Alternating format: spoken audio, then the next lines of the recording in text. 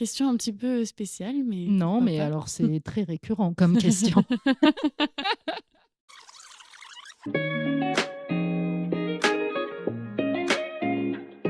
Bonjour et bienvenue dans un nouvel épisode de votre podcast Spot IAE.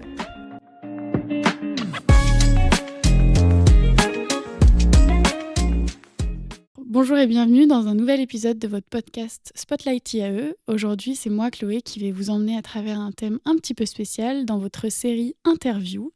Et j'ai la chance de recevoir un intervenant extérieur aujourd'hui. Bonjour Christelle. Bonjour, Merci d'être avec nous aujourd'hui. merci de m'avoir invitée. C'est avec grand plaisir.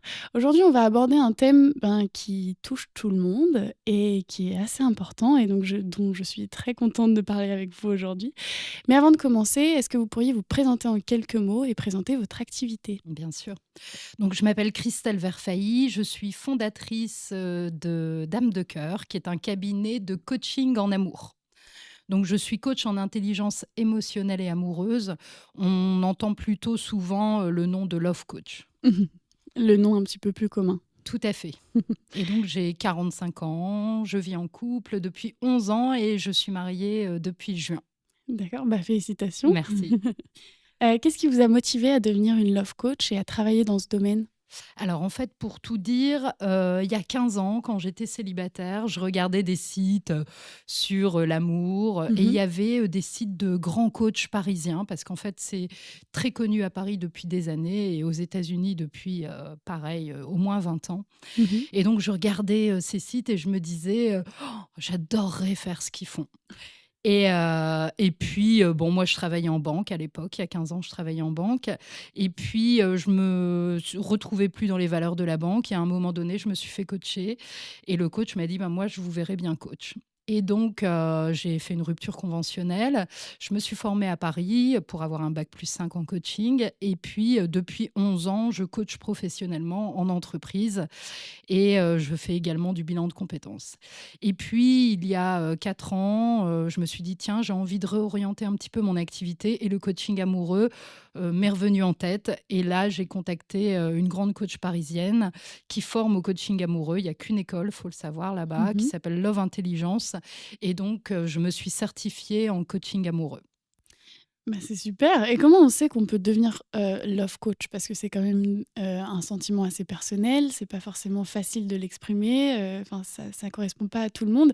Comment on sait qu'en termes de connaissances et expérience, on peut le devenir ou non ? Alors, déjà, il y a quand même ma pratique de coach professionnel depuis 11 ans, qui m'a fait me dire que j'étais capable de coacher dans tous les domaines. Parce que Mhm. quand on coach, on est capable de coacher dans tous les domaines. Néanmoins, il y a toute une partie théorie sur l'amour, sur ce que c'est qu'un coup de foudre, ce que c'est que l'amour, les Mhm. étapes d'un couple, le célibat, et tout ça. D'ailleurs, j'ai fait mon mémoire sur les femmes célibataires de plus de 35 ans Mhm. et ça a été une révélation parce que je me Mhm. suis dit, c'est vraiment ça que je veux faire.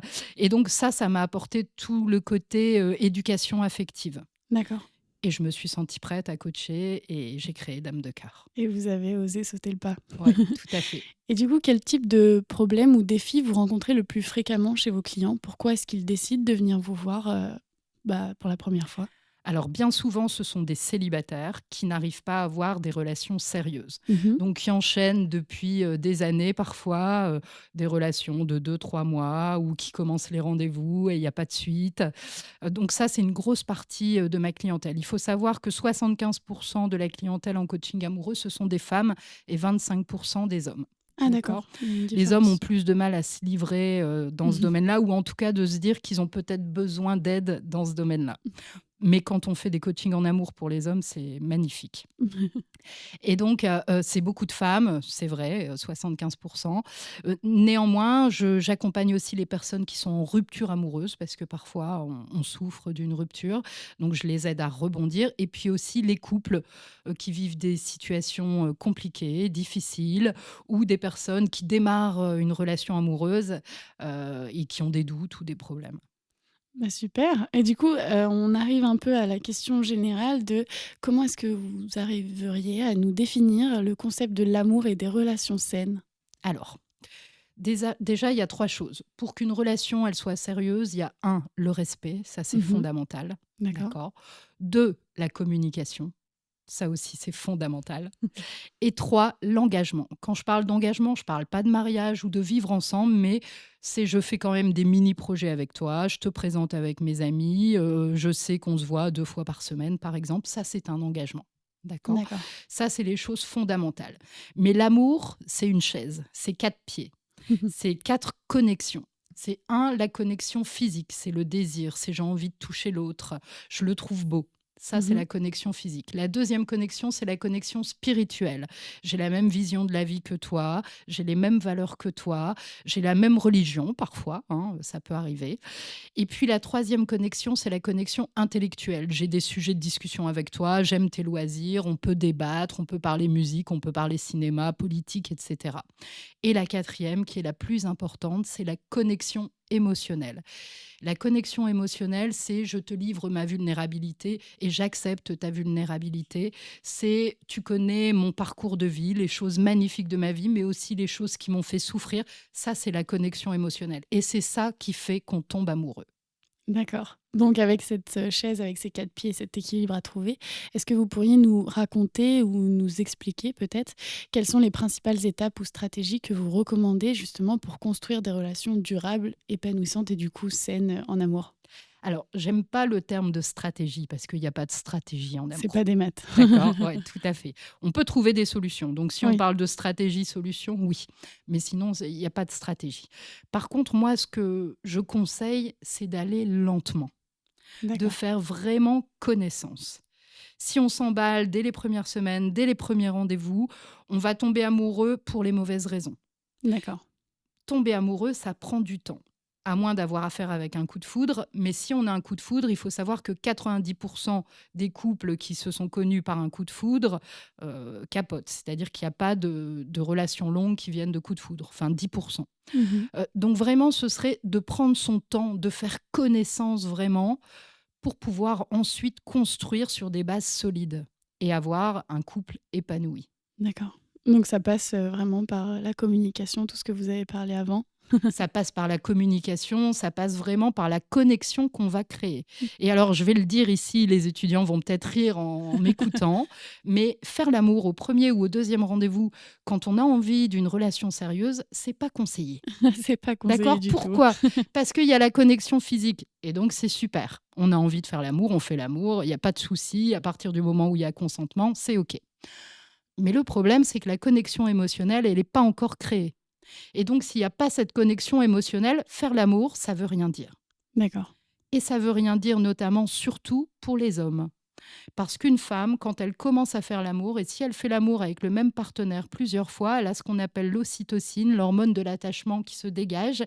Et donc, elle va commencer à se poser la question en se disant: ah, tiens, finalement, j'aimerais peut-être avoir une histoire avec lui. Par contre, si lui, dès le départ, il avait dit: bah non, moi, c'est juste comme ça, faut Ah. pas s'attendre à ce que ça se transforme en une belle histoire. D'accord. Mais du coup, quels seraient, enfin, selon vous, quels sont aujourd'hui les défis les plus courants auxquels, les couples sont confrontés et comment on pourrait les surmonter justement par rapport à ce déséquilibre peut-être, à tout ce que vous avez dit et tous les conseils que vous venez de donner?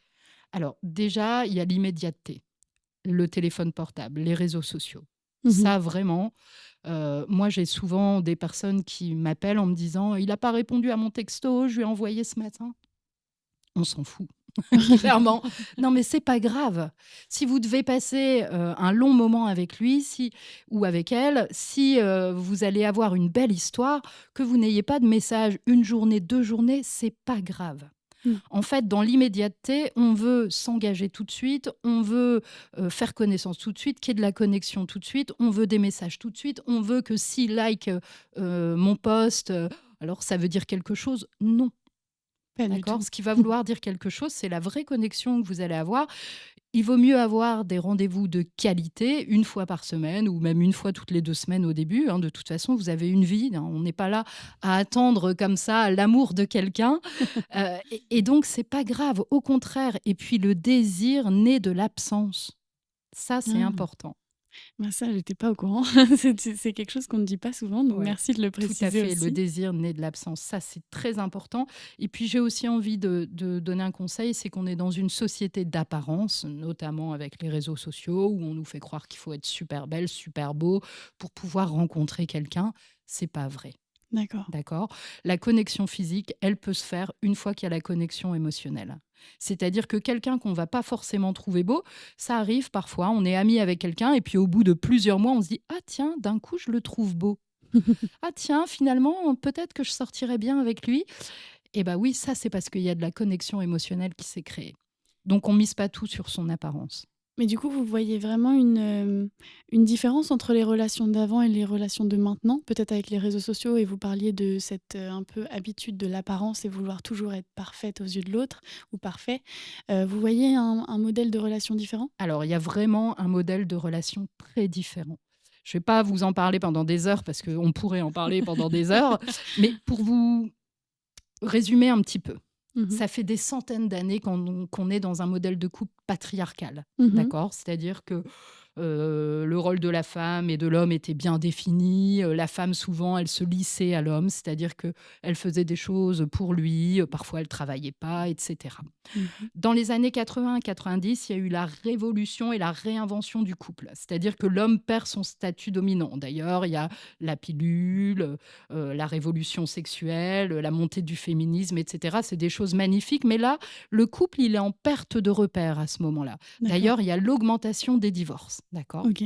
Et puis, depuis les années 2000, on est dans ce qu'on appelle le couple individualiste. Alors, ça peut être une très bonne chose. C'est-à-dire que un couple, c'est effectivement 1 + 1 = 3. C'est deux individus qui sont libres tous les deux et qui vont créer un espace partagé où ils vont s'aimer, qui s'appelle le couple. Donc ça, c'est génial. Mais le problème, c'est que il y a l'ultra-féminisme quand même, qui est très bien, hein, attention, hein, on défend des belles causes et ça, voilà, j'en dis pas de mal, mais néanmoins, il y a un rapport homme-femme qui devient de plus en plus difficile. Parce Ouais. que parfois, les hommes savent pas non plus se positionner. Est-ce que j'ai le droit de lui dire ça? Est-ce que je peux la toucher là? Est-ce qu'en soirée, j'ai le droit de lui offrir un verre? Je ne sais plus. Mmh. Et je le vois dans mes accompagnements. Deuxième chose, changement des modes de rencontre, les sites internet. Alors sur les sites internet, c'est génial, c'est une source de rencontres énorme, mais il y a de tout, hein, Ah oui. clairement. Il y a même des gens qui mentent sur internet. Il faut avoir les codes pour aller sur internet. Et puis surtout, ça nous amène à une société de consommation dans l'amour. Or, l'amour, c'est pas de la consommation, Mmh. d'accord?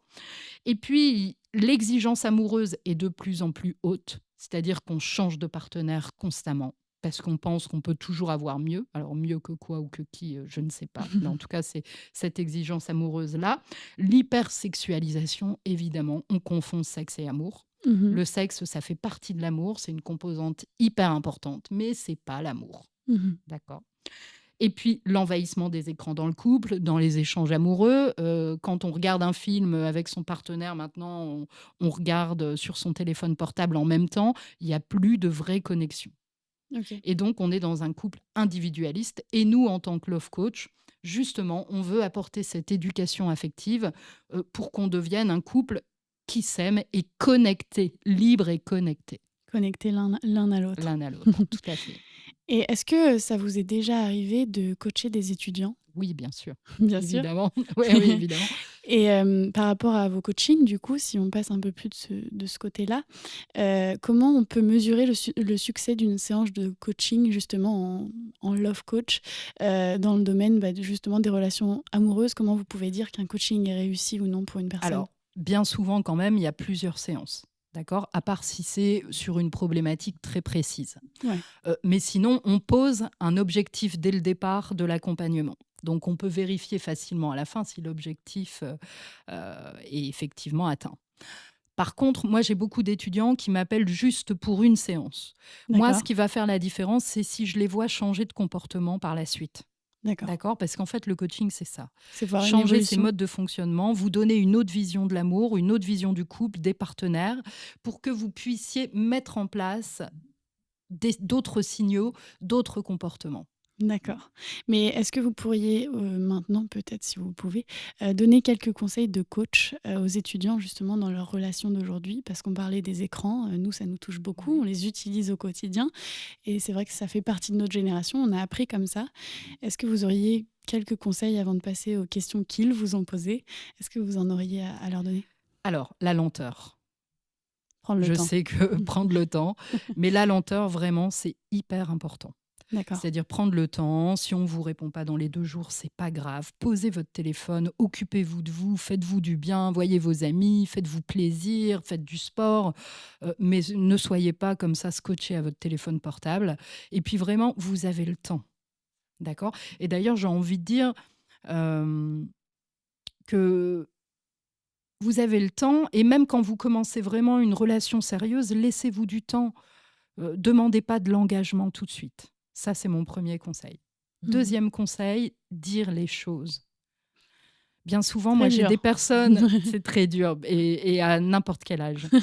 Mais j'ai des personnes qui viennent en rendez-vous en me disant, bah voilà, ça fait 4 mois que je fais l'amour avec elle ou avec lui, mais je ne sais pas si on est ensemble. Mais Mmh. moi, ma réponse, c'est demandez-lui. Oui, être D'accord? honnête l'un avec l'autre. Mais demandez. Et si c'est pas OK, si on vous dit bah non, c'est juste comme ça, et que vous recherchez une relation sérieuse, stop, on arrête la relation Mmh. et on passe à autre chose. On évite le flou. Donc dire ses besoins, dire ses intentions, si j'ai envie d'une belle histoire avec toi, je te le dis. D'accord? Il n'y a pas de honte à aimer, hein. Non, il y en a pas. Clairement, au contraire, au contraire. C'est beaucoup plus beau que la honte. Ouais, tout à fait. Et puis, attention, et ça c'est surtout pour les filles étudiantes, attention aux relations qu'on appelle sex friends ou friends with benefit. On ne transforme pas une relation sexuelle en amour, c'est très rare. Mmh. D'accord? Si la base est posée, que ce ne sera que du sexe, alors il vaut mieux s'arrêter assez tôt. D'accord, on peut pas changer ce qu'on a décidé au début. Non, c'est surtout que la personne en face, elle ne changera pas ce qu'elle a posé. C'est Mmh. très rare, très très rare. N'espérez pas qu'il va changer. Parce que ça fait mal à Ou la que vous, fin. ou vous allez essayer de le changer et que à force de vous connaître, il va vous aimer. Non, Pas du tout. d'accord? L'inverse. Non, c'est plutôt l'inverse. Et puis, vous allez perdre du temps. Vous allez perdre du temps, vous allez être mal pendant plusieurs mois, peut-être même parfois plusieurs années. Donc non, demandez, si c'est pas OK, on arrête. D'accord. Et du coup, par rapport au coaching des étudiants, nous, on a nos étudiants qui ont voulu vous poser des questions. Il y en avait beaucoup, mais on en a sélectionné quelques-unes. Et du coup, si ça vous va, on va pouvoir leur répondre. Avec plaisir. Du coup, il y a une étudiante qui a demandé quels sont les différents langages de l'amour et comment faire quand quelqu'un n'a pas les mêmes. Parce qu'on avait recherché les langages de l'amour, il y avait le langage physique, le langage des compliments et autres. Tout à Et fait. donc, elle Et voulait on un peu en pourrait savoir rajouter plus. d'ailleurs un sixième langage qui est celui du sexe, qui est aussi un langage, D'accord. de la sensualité. Oui, on peut avoir des langages différents et ça arrive souvent entre hommes et femmes. Mhm. D'accord. D'ailleurs, je parle du sexe parce que souvent, ce que les femmes ont du mal à comprendre, c'est que l'homme qui veut montrer ses émotions, il va souvent les montrer par le sexe. Mhm. D'accord. D'accord. Pas forcément Pas par la la même parole. manière. Eh oui. Et la femme, c'est souvent le langage, c'est la parole. Mais on peut avoir évidemment des couples qui n'ont pas le même langage. Ça s'apprend. Emmenez votre partenaire à être un petit peu dans ce langage, dans votre langage, et vous, allez vers le langage de l'autre. Ça peut être intéressant à savoir. Mais allez explorer d'autres langages, parce que c'est ça un couple connecté. C'est aller explorer les domaines de l'autre. On se découvre aussi à travers ce qu'on peut donner à l'autre et Bien ce que sûr. l'autre nous donne. Et puis s'apercevoir que si moi je suis plus dans la communication, peut-être que si je donne plus de tendresse, que je suis plus câline, mais peut-être que je vais apprécier aussi moi. Mhm. Mais d'accord, merci beaucoup. Et est-ce que, pour une autre étudiante qui demandait comment ne pas se lasser dans une relation? Alors, si on se lasse, alors ça dépend au bout de combien de temps, mais il faut savoir une chose, c'est qu'au début, c'est l'état amoureux. Mhm. L'état amoureux, ça dure max 3 ans. D'ailleurs, il y a un film et un livre de Frédéric Becbédé qui dit L'amour ça, ne dure l'amour pas dure plus. 3 ans. En réalité, c'est l'état amoureux qui dure 3 ans. D'accord. Passer ce délai des 3 ans, mais ça peut être 6 mois, 1 an, 2 ans, hein. Passer ce délai des 3 ans, on est dans ce qu'on appelle l'amour véritable. Mais avant d'arriver à l'amour véritable, il y a ce qu'on appelle une période de désillusion. Ah, C'est-à-dire qu'on se rend compte vraiment de l'autre, comment il est. Parce qu'on est amoureux, on le trouve magnifique, on trouve qu'il est superbe, qu'il a toutes les qualités possibles et inimaginables, on imagine sa vie avec. Et puis, quand les hormones sont redescendues, bah là, on se rend compte de la réalité et que oui, on est 2 personnes différentes, avec une éducation différente, avec des avis différents. Personne n'a tort ou raison. Et donc, c'est dans cette période de désillusion que souvent on se lasse. On dit: «Ouais, D'accord. finalement, bah oui». Mais en fait, cette période, elle est obligatoire. Et puis, pour un couple qui dure beaucoup plus longtemps, d'accord, qui est déjà dans l'amour, de l'amour d'une autre manière, hein, dans le aimer véritable, effectivement, l'amour, c'est du travail. C'est d'essayer de se reconnecter émotionnellement tout le temps. Et la vie, bah, dans la vie, il y a beaucoup d'épreuves. Il y a des épreuves qui peuvent nous faire mal, qui font que parfois le couple se dissout un petit peu. Et puis, des fois, il y a aussi les hormones pour la femme, il y a l'arrivée d'un bébé, il y a la préménopause, la ménopause, etc. Et donc, tout ça, ce sont des sortes d'épreuves. Et donc, il faut essayer et trouver le moyen ensemble de se reconnecter. Les petites étapes à passer Tout à fait. pour Et c'est finir, du le plus longtemps travail. possible. L'amour, c'est du travail et le sexe, c'est aussi du travail. C'est pas parce que les 3 premières années, c'était magique sexuellement, on était hyper connectés que 5 ans après, ça le sera toujours. Non. Mmh. Parce que dans le sexe, c'est pareil. C'est lié aux hormones de l'état amoureux. Ça veut dire qu'après, bah, il faut savoir se reconnecter aussi dans l'intime. Trouver des solutions, apprendre de nouvelles choses. Tout est question de reconnexion finalement à Tout l'autre à fait. personne. Une autre question des étudiants, ils demandent: «Comment fait-on pour ne pas se sentir enfermé dans une relation et ne vivre qu'à travers son couple?» Voilà, alors ça, c'est hyper important parce que un couple, c'est 2 individus libres. C'est-à-dire que quand je dis libre, c'est pas je vais voir d'autres partenaires, hein, attention. Mmh. Mais quand je dis libre, c'est vous devez tous avoir chacun des activités, des amis. Votre couple, c'est pas votre vie, en fait.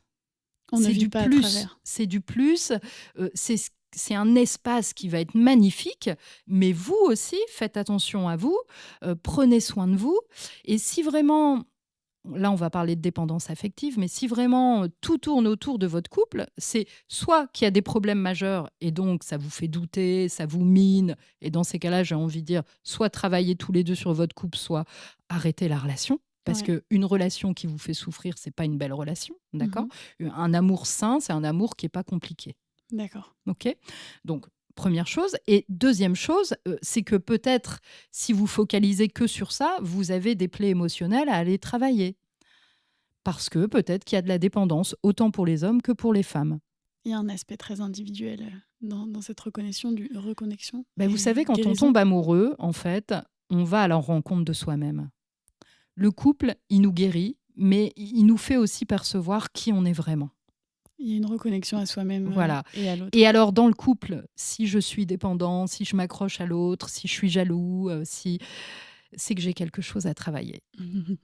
Il me montre aussi mes axes de travail. Et oui, on n'est pas que à 2, on est aussi tout seul, avant tout. Bah, on est d'abord tout seul, hein. Il y a des étudiants qui demandent si, vous pourriez nous dire ce que vous pensez des relations à distance? Alors, c'est pas facile une relation à distance. Débuter une relation à distance, pourquoi pas? Mmh. Parce que les moments de retrouvailles, c'est super, on a envie de l'autre, on est super content de le voir, ça permet de faire des surprises et c'est ça de prendre le temps. Or, quand on est à distance, bah, on prend le temps. Donc Oui, finalement, c'est pas plus mal. À condition évidemment qu'on ait des amis et qu'on sorte de notre côté, qu'on ait des activités, qu'on ait des loisirs, des passions, et cetera. Parce que si on est là à attendre devant son écran pour un rendez-vous visio, avec la personne, non, ça va pas le oui. faire, d'accord? Donc pourquoi pas? Bien sûr, évidemment, à un moment donné, quand la relation devient beaucoup plus sérieuse, il va falloir se poser des questions. Alors, une relation à distance pendant les études, pourquoi pas, évidemment. Mais après, peut-être qu'il y en a un des deux, il faut qu'il y ait un projet commun qui soit possible. Il y en a un des deux qui va déménager dans le pays ou dans la région de l'autre, etc. D'accord. Mais ça encore, ça passe par la communication, On revient au pilier du début. bien sûr. Mais ne pas se priver d'un bel amour, même s'il est à 1000 kilomètres. Bah, j'espère que ça marchera pour ceux qui décident de le tester. Il y avait une question qui disait: «J'ai un crush, mais elle s'en fout totalement. Comment puis-je y remédier?» Question un petit peu spéciale, mais Non, pourquoi mais pas? alors c'est très récurrent comme question. Alors, le seul moyen, d'y remédier, c'est malheureusement de se faire absent. Ah d'accord. Ah oui, c'est de penser à vous Et à un moment donné, peut-être que le désir, l'absence, le fait que finalement elle s'aperçoive que vous avez une vie, que vous êtes quelqu'un de bien, que vous faites plein de choses, peut-être qu'à un moment donné, ça va la titiller et elle va se dire: «Tiens, j'ai peut-être envie, d'aller plus loin». Mais surtout, ne faites pas le contraire. C'est-à-dire ne soyez pas trop présent. Si Mmh. vous êtes trop présent, vous allez faire capoter la relation. Mmh. Créer le manque, Ouais, dès le créer le début. manque. Et puis après, si la personne, elle vous aime pas, elle tombe pas amoureuse de vous, ça, vous pouvez rien faire, d'accord? On ne peut pas contrôler. Non, on peut pas contrôler l'amour, ça nous tombe du ciel. Et ben, justement, par rapport à essayer d'avoir une relation avec quelqu'un, il y a un étudiant qui nous a posé une question sur les conseils de séduction, notamment quand on n'a pas envie de faire le premier pas. Est-ce que vous pourriez nous en donner pour les étudiants qui écoutent? Alors, moi, je suis pas coach en séduction, Mhm. d'accord? Moi, j'accompagne à la rencontre, hein, évidemment. Hem, mais la question, elle est un peu mal posée. Je suis désolée pour celui qui l'a posée, mais j'ai envie de connaître quelqu'un, mais j'ai pas envie de faire le premier pas. Alors déjà, c'est quoi cet ego? J'ai envie de dire, j'ai envie de connaître quelqu'un, j'y vais, quoi. Bah, D'accord. non, mais pourquoi aller se mettre des difficultés où il y en a pas? J'ai envie de faire connaissance, j'y vais: «Bonjour, comment ça va?» Voilà. On n'est pas obligé tout de suite de dire: «Je te trouve belle», ça c'est pas bien. Mais par contre, on essaie de faire connaissance, on essaie déjà de se connecter intellectuellement Et on verra ce qui se passe et on après. verra ce qui se passe après. Mais à dire, voilà: «Qu'est-ce que je peux faire pour qu'elle, elle vienne?» Bah, à moins qu'elle ait un coup de foudre pour vous, mais sinon, il y a rien à faire. Enfin, je veux dire, allez-y, allez vous servir. Enfin, je veux dire, Prenez le vous avez risque. envie, il y a quelqu'un qui vous plaît, allez-y, on est dans le oser dire, encore une fois. On retrouve l'histoire de la chaise et Mmh. les quatre, Et puis dans quatre cette piliers. question, moi, j'entends une peur, c'est j'ai peur de me prendre un râteau, Mm. clairement. Ah bah oui, J'ai peur qu'on me dise non. Mais allez-y déjà amicalement. la première étape à passer, Mais on bien verra. sûr, c'est la première étape. Bah, merci beaucoup d'avoir répondu à toutes leurs questions et à toutes mes questions aussi. Merci Chloé. Et j'espère que ça a été, que ça n'a pas été trop Ouais. dur. Est-ce que je peux quand même dire où est-ce qu'on peut me Bien rencontrer sûr, ou me contacter? c'était le but, allez-y. Alors déjà, j'ai un podcast qui s'appelle L'amour est partout, Mmh. qu'on retrouve sur toutes les plateformes d'écoute, Spotify, Apple Podcast, etc. Dans ce podcast, vous y trouverez des clés affectives, donc des conseils amoureux, mais aussi des histoires de rencontres amoureuses pour qu'on s'aperçoive que l'amour est partout. Et puis, évidemment, j'ai un site internet qui s'appelle damedecoeur.fr, donc dame, le chiffre 2, cœur au pluriel. Je suis évidemment sur les réseaux sociaux, donc à Dame de Cœur Coaching et à Dame de Cœur sur Facebook. Et puis, j'anime aussi une chronique à la télé sur 20 minutes TV à Paris, qui est la chaîne régionale d'Île-de-France. Donc, on peut me retrouver là aussi. Et puis, je fais des cafés de l'amour. Donc, vous verrez sur mon site internet ou sur les réseaux sociaux. Mais donc, je propose des ateliers pour parler d'amour sur des thématiques particulières.